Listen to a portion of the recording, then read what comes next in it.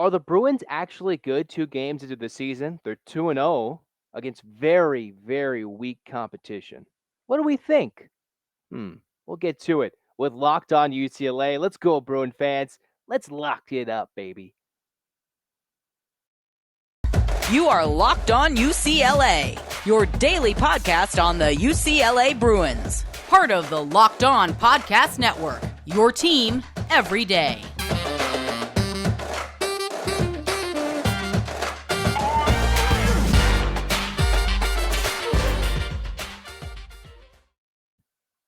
Hey, everybody, it's your favorite host, Zack Anderson-Yoxsimer. It's Locked On UCLA. Thanks for making us your first listen each and every day.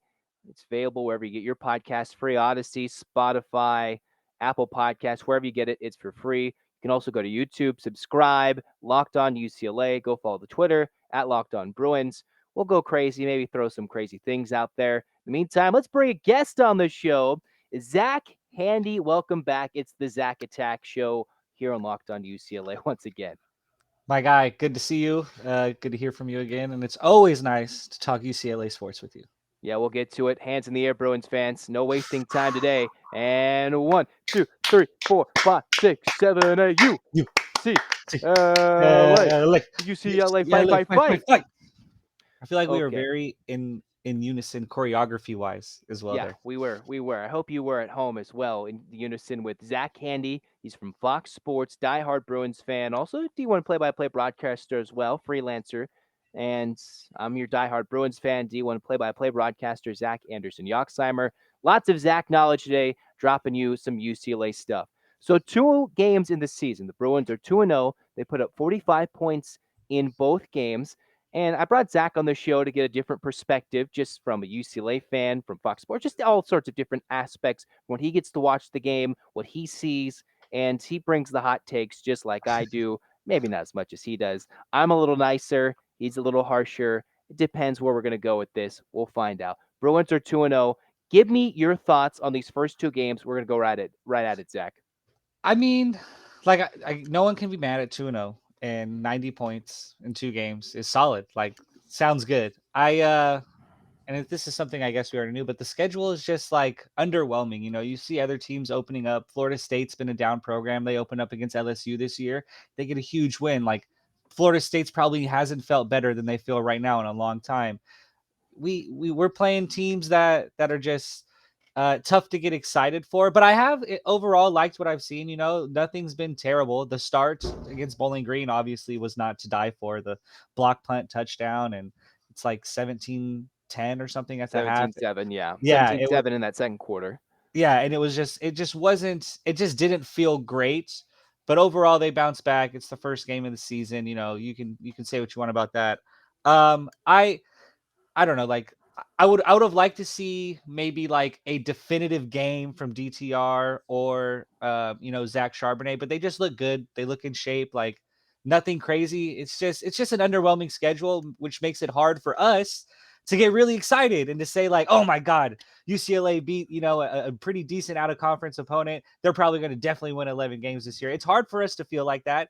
Because in the back of your mind, you're always thinking, well, we played Alabama State. What does that mean? What does that mean? We played Garbers the whole game, and we won by 40 points. So it's just such a limbo when you have these soft schedules. I wish Chip would have gave us some more competition. Is probably how I feel right now. Well, there's Michigan pulling out led to this game being scheduled. Everything went back and forth. And, they got Alabama State that filled the game. It's whatever. I would disagree that the UCLA Bruins have not fully impressed. They've grown from game to game. They certainly have. Week 1, complete. If I could throw expletives out there, I'd throw it out there. Boom, whatever it Yeah. is. One of those shows. One of those shows. You know what I mean? It was a no-show for a quarter in certain aspects of the game. Football is 3 aspects: offense, defense, special teams. The Bruins learned their lesson on that week 1. Week 2, they cleaned up for the most part, special teams unit. Defense made plays. And by made plays, I'm talking about forcing turnovers, not just a snap over the head in the Bowling Green game. And then offensively, they showcased different weapons, albeit against, for the Bruins' sake, inferior competition. But Alabama State, they came to play. But as you're saying, a very weak schedule. This isn't like last year where the Bruins came out firing. They had the early game, got the win, then they played LSU in front of what was a packed, tarp-filled Rose Bowl, and they got the win against LSU, practically got Coach O fired. He was all happy and coming in the Rose Bowl. Wasn't happy until he lost his job, Coach O at LSU. But we love Coach O. He was just talking crap. UCLA waxed them. Bruins got the win. And there's no win. There's no game. There's no LSU game this year to get excited for and be like, oh, we dominated an SEC team. We don't have to worry about the kicking game yet in terms of, oh, they missed a kick at the end of the game and we're crying about it for 2 years. That's not the scoop that we're dealing with now. The Bruins need to just shore up everything. And I would disagree with you, Zach, saying they have not looked impressive. Would you say you're scared of, say, the SCs of the world or the rest of the Pac-12? Even Washington State going on the road and beating Wisconsin. The Pac-12 looks interesting. The teams you thought would make big wins and get big wins early faltered. Utah, I would say, choking, and then Oregon not ready for Georgia. But the teams outside of SC are kind of showing up. Oregon State, are the Bruins ready for the teams that maybe not on their schedule with Washington State and Oregon State, but are they ready to compete with the Pac-12? I think there's something to be said there. Given the inferior opponents that we're laying up against, South Alabama coming right up this week as well. And then you get into Pac-12 play. I mean, those guys are gaining confidence before they face us, as you just mentioned. Wazoo with the big win. SC, as much as we can't stand them, they've looked fine. The offense looks very, very dynamic over there, as expected with someone like Lincoln Riley manning the ship. And meanwhile, we are, building up with these teams. How much confidence are we really gaining before we go to play Colorado, Washington, and so to start the season? While they actually are gaining confidence, playing similarly, respectable opponents as themselves and stuff like that. I think there's something to be said for that. One thing I did like was the Garbers move in the game this week. DTR kind of takes a big hit, came up a little grimacy. And I think we've seen what we need to see over DTR in six, almost, going into his sixth year or 16th year. It feels the same. He's been here so long quarterbacking at So wait, UCLA. do, do, And do, do so you like do you like DTR? Do you like him as quarterback? I think he's fine. Like DTR Okay, is fine. we'll get to that. He's We'll get to not that. like, and Well, I well, don't want hold to on, turn hold into on. DTR slander, but We're gonna get he's not. we'll debate this. We will debate Yeah. this. We'll go forward, but first let's hear some words about BetOnline. But Well, we but what know what he is going to be for us, right? We know by now. It's been a long time, and he's going to be fine. Like, he's going to be the guy given what we have as options. He is definitely the guy that we need, that's going to give us our best chance to win every game at that position. So to go give Garbers basically that entire game this weekend, who has talent, like he's had his moments to play over these last few seasons here, and he's looked good. I think in these times that he's had to man it under center, he hasn't looked terrible. I liked what I saw from him this weekend. And for me, Chip making that move lets me know Chip anticipates being here for a decent amount of time, because he's starting to groom the person after DTR and get them meaningful snaps at the best moment possible that he could. I just thought it was a very good coach move, and you could have ran DTR out there and ran the ball all day, and he could have just kept taking snaps and doing the Jimmy Garoppolo run the ball and turn around and hand it off. But instead, you let Garbers go out there and play a real football game that meant something in the moment against another team. And I think that's huge for Garbers. And it's big for DTR to go be, as he said after the game, I just had to go be a great teammate, which he was. He was on the sideline. He was excited. He was happy for his guy. He was engaged the whole time. And that's obviously something you want to see from your leader when you make him go to the bench. So that little aspect of the game I thought was really good by Chip. I thought that was really important, given what you would anticipate this program being going forward and who you expect leading it going forward. And Chip thinks he's going to be that guy leading it going forward. So I liked that aspect of the game on Saturday. Okay, I know. Yeah, we can't hate DTR in terms of his leadership. He's just a great, well-rounded young man. He's Absolutely. just he says the perfect quote, and Mhm. there's the boring perfect quote like Russell Wilson, and there's like the DTR perfect quote where he actually gives you something to think Mhm. about. And yeah, whether it's him thinking his teammate is better than Taysom Hill, or it's he's excited for Garbers, or as he says, Garbs, and just everything, just him being excited for his teammate and going forward. That bodes well. That's the sign of a perfectly meshed unit for the Bruins, and maybe that bodes well going forward for a team that hasn't played a close game any teams yet. I mean, look, they already erased a two possession deficit in week one and won by 4 touchdowns, right? Right. They were in a close game in the second quarter, and by halftime, it wasn't close. And they played third, fourth strings, more second strings, second half, and walked away with the victory against Alabama State. South Alabama will be something different. But first, let's give you some words from BetOnline. BetOnline.net is your number one source for all your pro and college football betting needs and sports info this season. Find all the latest football league developments, game matchups, news, podcasts, including all the stuff coming from the week's opening games in the pro football and more conference coming up. BetOnline is your continued source for all your sports wagering information, including live betting, esports, and scores. It's the fastest and easiest way to check in on all your favorite sports and events. You can head to the website today or use your mobile device and learn more about the trends and the action. Bet online where the game starts. Zack Anderson-Yoxsimer with Zack Handy here in today's Locked On UCLA episode, continuing to grade the Bruins. I know we've kind of did a little game-by-game grade for UCLA, but so far, how would you grade their overall performance through 2 games, Zack, with a CK? A CK. Yes, thank you for that. Yeah, I guess I would say it's it's okay. It's like a B minus, like it's a passing grade. It's not exceptional, but it's a passing grade. It's a B minus, C plus. I'm not disappointed necessarily. There's other than that, like I said, the week one special teams obviously was just not anything to die for. It needed to be cleaned up immediately, and it was. But I think like who are our key pieces, right? Like if we're going to be successful, we did the over unders earlier in the year. If we're going to win these 10 games or go on to try to win like 11 game season, who's going to be the people that help us get there? And that's Zach Charbonnet. That's Dorian Thompson-Robinson.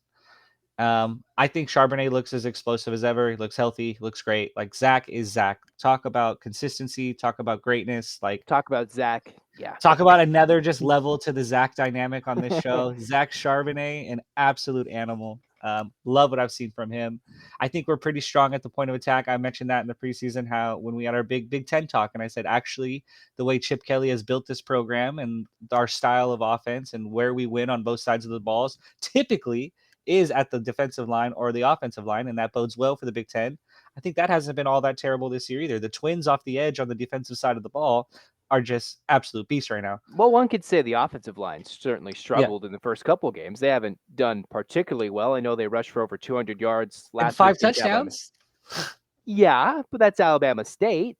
I mean, they certainly came into fight, but the Bruins, I would hope, would rush for 5 touchdowns against Alabama State. Which is why I give it a C plus B minus. Like you're doing as expected, right? You're not going exceptional. I would have loved to see us run for 350 yards and absolutely just punished them, but they've been okay. I think it's been decent. And DTR has been okay to me. Like he has not been exceptional, right? He hasn't looked dominant. He hasn't looked above his like too far above his competition, other than what's expected, given who his competition has been. So I would give him like a C plus grade. You guys are meeting my expectations. I expected us to put up 50 points in the first 2 games, right? That's if you would have given us to guess the scores of those first 2 games, I bet you we both would have said UCLA had 40 to 50 points in our prediction. And we only gave up 7, I believe, in this game over the weekend. So I think it's okay. It hasn't been all I've dreamed of, and I think that goes back to the competition level. I think we could get a great read if we had just any sort of real Power 5 competition. Nebraska looks as awful as ever. If I played a team like Nebraska and had a decision, that came out of that, I think our idea of this team would be better. But for now, it's a passing grade. It's been okay. Passing grade, I would say you're going B minus. You're like passing needs C, but you keep saying B minus. I'll give you is it Yeah. fair to say you're giving it a B minus, or are you going C plus? Yeah, I guess I'll say B minus. Yeah, because there are certain things that I've actually liked that I've mentioned today in the show that I'm like, okay, you get a little. Maybe I'm just a friendly grader. Maybe I'm an easy grader because I wanted easier grades when I went to school. Okay. Yeah. Okay. So I would say C plus. I would say C plus. I mean, there's room for growth. Obviously, I know I had a higher grade overall for the Alabama State game, but a C plus, 2-0, that gets the job done. The Bruins, they've grown from game to game, and that's enough to pass. But now you're playing a South Alabama program coming this weekend who their program started 13 years ago in 09, and they've barely been FBS eligible for the last, say, 9 years, 8 years since they made the transition from just a football team in general to an FBS program. As for the Bruins, all they simply said were, all right, let's go. They find games. And sometimes you just got to play who's on the schedule. College football scheduling is completely different than the rest of other school scheduling. They make this decades, years, so many years in advance. You can see, all right, can't wait for those Bruins trips to, say, LSU and so on and so forth, or to Hawaii. Woo woo, no, okay. But for the Bruins, C plus, they've got room to grow. Offensive line needs to dominate in some upcoming games to give the Bruins some Bruin fans, and I would say myself, a little more confidence in the running game. That it's not just Zack Charbonnet making everybody miss like he did in that Bowling Green game with all those missed tackles. He was Yeah. looking strong to shoving guys left and right. Didn't play last week, so we don't really know how he would have fared against Alabama State, but he probably would have been going for Heisman odds if he had actually played. Now the question is, how can the Bruins impress and look good going forward when they have this Pac-12 schedule, which is also very easy. Still, like if you think about it, they don't play Oregon State, who's looking good. Oregon, all right, we'll see how they look, but playing in Eugene's always tough. You get Washington at home with Washington State coming off of a tough road win. It's again, it's this dream schedule, but the Bruins have to grow, and sometimes it's not how you look in week 1, it's how you look in week 12, week 13, heading into a potential bowl game, a big bowl game, a New Year's Six bowl game, a potential college football playoff bowl game. It's how you look from week 1 all the way to the end of the season. It's a growth pattern. It's growing, and the Bruins have grown so far this season. I have a question for you. Mm, DTR through the first two games, or I guess a game and a half. Like, mm. you're okay? You have any concerns? I mean, there was the early pick in the Bowling Green game. I felt like not what I wanted to see out of my sixth-year guy to start the season. Week 1, I saw it, remember looking at it, seeing in person, being close. DTR was not as solid as I would have liked, especially think about those games down the stretch last year where he was excellent and Excellent. he was fantastic. And then that Bowling Green game, maybe everybody was just a little shocked trying to do it a little too much, but the Bruins were just that Bowling Not Green game. crisp. And the thing that makes it worse, Bowling Green just went and lost to Eastern Kentucky at home in 7 overtimes. Yeah. Western Kentucky is an FBS team, the Hilltoppers. Eastern Kentucky is an FCS program. That's the same level that Alabama State played at, FCS football, the football championship subdivision. And Bowling Green just gave a bunch of points, lost in what, an NCAA record overtime amount? Yeah, it was epic.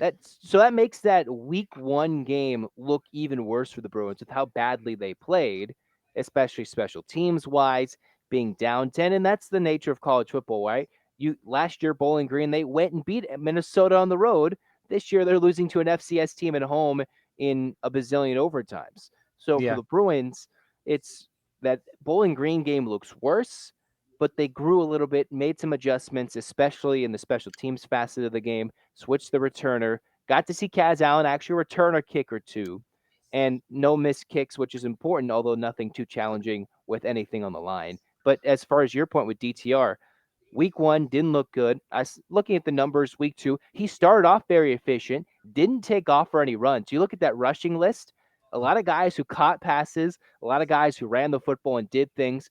You see, 2 QB rushing touchdowns. Your first thought is DT. Oh, no, that's actually Ethan Garbers, who got Yes. 7 yards and 2 touchdowns rushing. So we didn't see too much from DTR in week 2. It was nice to see him pick up a nice 3rd and 11 with the little backflip shovel pass in order to find a way to get it done. Stayed in one more play, but as we've mentioned before in this podcast, and as DTR said himself, he was available. And I don't know if that's just kind of, just the everybody covering for something, but he says he's available, and I'm still very confident in DTR, but I would like to see DTR and Charbonnet play again a full game in this season. They haven't had to do that this season, except for most of that Bowling Green game. Right. I think when I think about DTR, and I don't mean to get too bogged down in him, but it's like I think Oh, get bogged down. Do it. the Be difference get down. between him and like Brett Hundley is I feel like Brett Hundley going into games like this, we have like zero worry. I feel like everyone has the most extreme confidence you could have ever had in a guy at that time. Was like, we felt so confident going into games with Brett Hundley. I don't feel like as a UCLA fan base, you get the same level of confidence to DTR. Like, I feel like there's always a little bit in the back of your mind, like, what is DTR going to show up and be great today? Or is DTR going to show up and be okay today? I don't know. It's like he's just not that level of UCLA quarterback. I thought by 6 years he would be, and I would have that confidence. And I remember thinking halfway into the second quarter of that Bowling Green game, like Brett Hundley would never have me in week one against Bowling Green, like feeling like this, down 17-7. Like I just, I'm sure maybe he did at some point in his career, but it just did never felt like that. It doesn't feel like that now. And I'm like, this is so DTR to have me down 10 in the second quarter of week one. And now we have to go put up 40 the rest of the game. And we did, and we looked fine because it's Bowling Green and we got our act together and it's fine, which is why we have the grade I just gave us. But that's just like why he's never going to be that tier of UCLA quarterback that Brett Hundley became. And like Josh Rosen almost became that guy, and he couldn't win big games to save his life either. Yeah, well, Josh Rosen threw for like 7 billion yards, and Right. regardless of what you think of him, he threw the football. They had big games, and they couldn't win the games. You Yeah. could arguably say DTR is in position to have more big football games than Josh Rosen. And most importantly, what has DTR done that Josh Rosen could never do? Beat SC.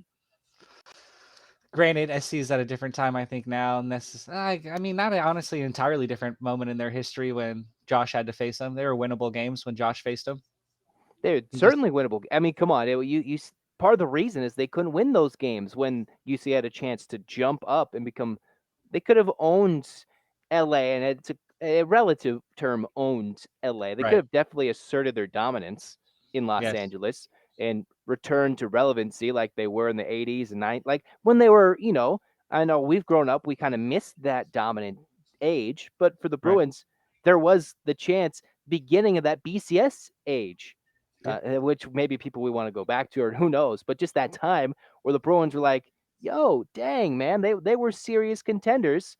And as Yep. you mentioned, okay, this is a year, it's a dream year, and all they're asking is for the Rose Bowl. This is the type of schedule where I know it's tough with the way the biases work, and people won't respect the West Coast anyway, but this is a schedule. We shouldn't just be talking Rose Bowl. The Bruins should be wanting to go to the college football playoff. It's that easy. You should Yeah. go through the schedule 11-1, 12-0, and especially with the Pac-12, you only need to be in the top two spots, and you can get a rematch against the team you may have lost to and beat them in the Pac-12 title game. Who knows? The Bruins. Yeah. It's just I know, interesting. But buddy. but I'm glad I got your blood boiling a little bit there. Sorry. it's all good, man. Oof. Just so much potential, right? That's why you have to give out those XLs right there, because you look at it and it's like, there's potential. There is legitimate potential here with this squad. There's legitimate potential. They haven't shown it yet, and they won't have to show it for a few weeks. They just have to avoid disaster these next couple weeks. It could be a blessing that we have this awful schedule at the beginning, right? Because UCLA would be the type of team to possibly, if we had a decent schedule to start the season, to drop 2 out of 3, and then all aspirations are gone. And you're sitting on this 6th-year quarterback with all aspirations gone as conference play starts, right? That would have been like the worst possible scenario with a good schedule. At least with this, you get to live your hopes and dreams and your potential, and you get to like feel, you can ride this into the conference schedule. And if you start the conference schedule, 3-0 maybe, all of a sudden you're 6-0, and it's like this season can go anywhere. So I guess I get it from that perspective, but man, is it tough on the fan when you have these 3 cupcakes to get like, ready and into it? Because SC's into it, it feels like they're in, or not SC, I mean like teams like Florida State and LSU, like I said, like they took chances early, and like, as a fan base, they've immediately brought it and they're into it now, right? Like even Alabama, they just had to face Texas. Like they're into the season, they're here. It still feels like we're waiting to arrive on the season, and I'm just antsy to get there. Well, I know you want Dorian Thompson-Robinson to come back because you keep telling what I 6 years. do, and I He's want a to see fifth him year. He's a go. fifth year. First, it's full It correct. feels Fifth like year. 20 years. Yeah, I know it's fifth year quarterback. I know we keep saying 6 years. He is the fifth year quarterback, Sorry, fifth he year is the fifth starter. year. It's all I know. It kind of seems like with the amount of COVID eligibility, you think certain guys have been here 6 years, certain guys have been there 7 years. You might see Yankoff, who could have 7 years of eligibility, who just put a big game in for the Bruins. The quarterback, receiver, running back, all these guys. You have Latu, who just had a practice interview and said, all right, he missed 2 years and came back as a Bruin transferring from Washington, battling through medical retirement and a neck injury, as he just went on to talk to the media. You have DTR, who's been here 5 years. All these things, and yes, it's just an interesting time in college football. But you can continue. I was just say I'll be ready to excel when DTR, just has his first big game of the season. I think I'm a little hard on him now because I'm just waiting for like that dominant Zack and DTR dominant game, and obviously given the schedule, I haven't got it yet. But maybe Colorado, they just come out ready, boom, give me that, and then I can exhale and give them all my confidence in the world. But I'm still just a little bit skeptical, a little scared of where our future lies with him this year. Well, hopefully that changes soon, man. I'm ready for this team to face some real competition. 90 The points in real 2 games, I've seen enough. Like, Okay. Well, if they put 90 points in 2 games against South Alabama and then Colorado on the road, which hasn't always been friendly, who no, knows it what has Carl not. Durrell will look like, if he'll I mean, even look what still it be took. there. Was that last year? Was the crazy comeback game, or 2 years ago against Colorado? I mean, Where they look where what. they just fell a little short in Boulder. Yeah, that game was Yes. nuts. Yeah, when they lost that one, that was brutal. But I think this is a little different when they go to Boulder, when they host that. If they put 90 on the board these next 2 games, do the Bruins 90 points on the board? I think it looks very good. I mean, Yeah. you could say whatever you want about South Alabama and Colorado, but if you put up 90 in your conference opener on the road, South Alabama, by all intents and purposes, you look at the BetOnline odds, you look at different odds, it's supposed to be about a 2 touchdown game. You beat them by 4 scores, and then regardless of who you're playing in conference, you beat them on the road in your first road game by 3 or 4 scores. That's impressive. And then it's Washington coming to town with a new head coach in Kalen DeBoer and a I Power like Five him a quarterback lot. with Michael Penix Jr., who has Yeah. played in big games Yeah, he in has. Indiana. So it is there's still a couple more weeks before we can truly gauge the situation. You're going B minus. I'm going C+ on the Bruins so far this year, but I mean we want to exhale, but there's not been a true reason to worry. There's been a true reason to be like disappointed. There's Yeah. no worries yet, but there's Who been a would have thought you'd be the harsher grader, man? I wouldn't, I feel like that's more my, usually my personality, and you're just like willing to give him the benefit you of the doubt. But who you would have thought only today, huh? you only hate the quarterback. You like everything else. I'm It's the very most nice on the important. quarterback. I It's like the most DTR. important position on the field. I'm scared. Look, we have seen in college football you can get away with running the football until Absolutely you right. get to the final four of the college football playoff or a championship game in the conference where you can get away with just handing the ball off and you just Michigan, bowl over Michigan teams. nearly, rolled last year. I mean, they did go all the way to the CFP, basically just turning around and handing the football off. Yeah, it's interesting the way you can do that. For UCLA can do that for a lot of the games, which is why we debated earlier this year the Heisman odds between DTR and Charbonnet. Yeah, we Charbonnet did. is going to look nice, but it's DTR that's going to lead them to the promised land. And I've seen him do things. I've seen him hurdle guys. What's the joke? There's a 360 hurdle in a high school game, and the joke is if DTR sees it, he would do it. If he was in a game, a 360 Agreed. hurdle. Yeah, he's got the flash, and I know they've got people behind him, and the Bruins have found ways to win with backup or compete with a backup quarterback in the past when Dorian Thompson-Robinson was hurt. But the, there's still room to grow for the Bruins. And maybe I can feel a little bit different with DTR coming a few weeks. And you might be even a worse grader for the Bruins overall in a couple weeks. But I mean, there's just various aspects. Yes, DTR did not impress week one, but there's room for growth. There's Yeah, room for I hope. think you're right there. There's room for hope for UCLA football this season Yeah. in There 2022. actually is though. That's one thing I think we can agree on every week going forward, for at least for now, that there is definitely hope. That not always feels good. This program's not always in that position. So years like this are fun. And especially after the most recent week in college football. Are you not excited that the Man. Bruins had a very easy schedule? No, Look at all the yeah. crazy. What Notre Dame just lost at home to Marshall. What Yeah. was the Texas A&M thing? If you App haven't seen, State.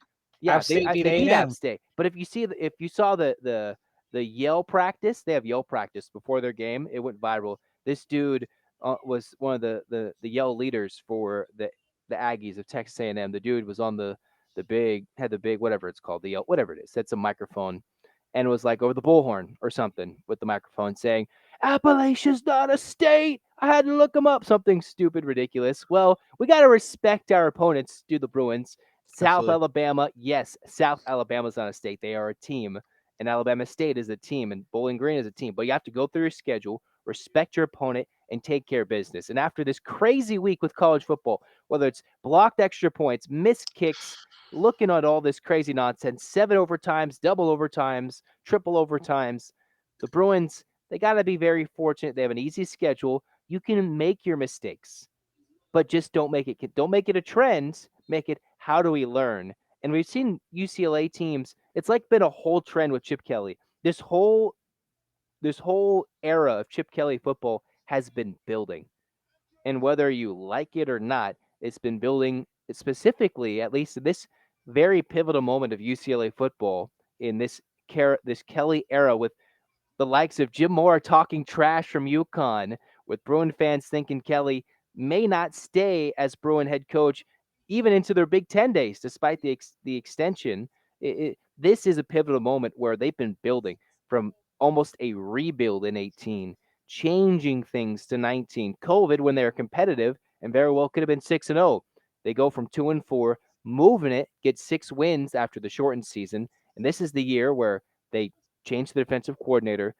It's all about this season for the Bruins. And we've talked about the schedule outlook. We talk about it now. This is a pivotal moment for the Bruins. And you don't want to pivot and go back and forth and look back at what could have been. It's just how the Bruins could go forward and how they learn. And Chip Kelly's shown at this teams that they grow year in and year out. At least that's my perspective.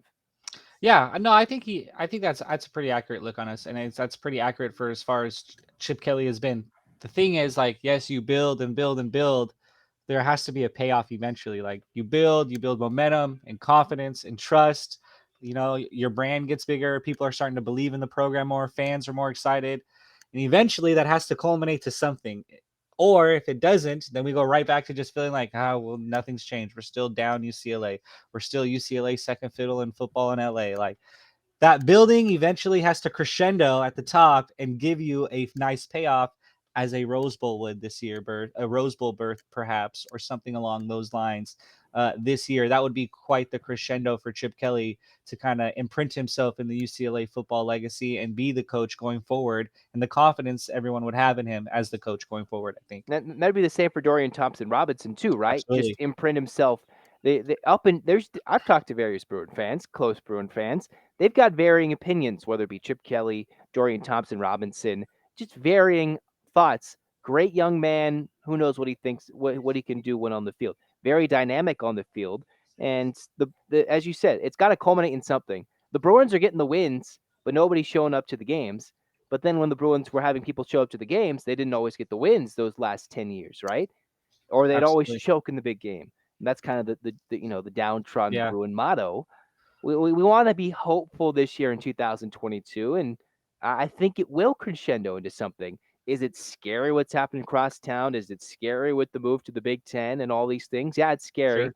but you got to face your fears, and the Bruins, I think, are better for it. And Chip Kelly's shown he's not afraid of what's cross town, although it's a different beast this year. He's not afraid of the Pac 12, and while he needs to find a way to beat Oregon some way, somehow, it's been too many years since he's got to find a way to beat Oregon, and they just got to find a way, play clean football, make things happen. The Bruins can do it, whether it's defensively, continuing to force turnovers, get better with the new D coordinator, and guys who are filling roles that they need to step up, offense, just everything in between. The Bruins can find a way to just grow as a unit. I think as a full squad, they've grown game to game, and that's got to work itself into week 3. 100%. I think you said it very well. Gosh, it makes me nervous, buddy. It makes me so nervous as a UCLA fan, just thinking that, gosh, we could actually legitimately win 10 games this year. How crazy. They could win 10 games. They could win 11 games. They could compete in the Pac-12 title game. I It's a know. it's a stacked Pac-12. What a Regardless of time. if despite Utah losing to Florida and Oregon getting trounced at Georgia, this is almost even more of a competitive Pac-12 than we would have realized. We'll learn a lot this week, a lot more, we'll say. We'll learn a lot in terms of the Pac-12 this week, I should say. and we'll learn a lot more for UCLA. Not a lot, but more when they play South Alabama, 11 a.m., and then they go on the road to Boulder and take on the Buffaloes, also 11 a.m. They don't want us to watch these games. They're on the Pac-12 network, apparently. They just don't want us to ever I kind watch of the like Bruins. that though. Let's keep us under the radar. We don't need any buzz yet. Let's just cruise in at 11 a.m., get these W's, and then once we get all that confidence and all that belief, then you throw us in prime time and we get that big win. It might be That's the working hope. out just right. It might be working out just right. Yeah, I mean, that's also the reason why they're probably moving to the Big Ten too, but still, you don't get money when you're at 11 a.m. Yeah. against certain, you just don't get money when nobody's showing up and nobody's watching your games. But the Bruins, I think we'll get some eyes to them. They'll earn those top 25 votes soon. It's just play the game on the field, respect your opponent. Appalachia's not a state. Inside joke with go look up Texas A&M yell chant, you'll get it. And just respect the opponent on the field, play who's in front of you. And at the end of the season, we'll be surprised with how many wins the Bruins could and should stack up potentially. And despite our grades, we have high expectations, which is what we expect more out of the Bruins this year. Yeah, absolutely. So we were thinking about going a little basketball talk today. We're just gonna shove it. We were very impassioned football for this show, and It's finally it, football season. it is football season. It's middle September. The students coming back. They'll finally have a little bit some more support for the football team at the Rose Bowl, hopefully, and there will be big showdowns this season for the Bruins. Got to support them. Gotta love them. And most importantly, we saw how crazy it can be in college football, despite what people may think are easy schedules. The Bruins, they're 2-0. They'll work their way up the rankings at some way, some point this season. For Zack Handy, Zack Anderson-Yoxsimer, thanks for tuning in today. Go make Locked On Pac-12 your second listen. Again, go make Locked On Pac-12 your second listen with Spencer McLaughlin. Otherwise, Bruin fans, get your hands in the air. Zack Handy, Zack Anderson-Yoxsimer, and 1, 2, 3, 4, 5, 6, 7, 8. UCLA, UCLA, fight, fight, fight. Meanwhile, go check out YouTube, Locked On UCLA. Subscribe, like, follow, comment. Tell us what you think about the Bruins this year. Even DTR, Chip Kelly, fire those comments. Make them feisty today. Maybe not too feisty, but fire them away against the Zacks and I. And we all hail with Zack Charbonnet and DTR. Absolutely. For Zack Candy, Zack Anderson-Yoxsimer, this has been Locked On UCLA. Go Bruins.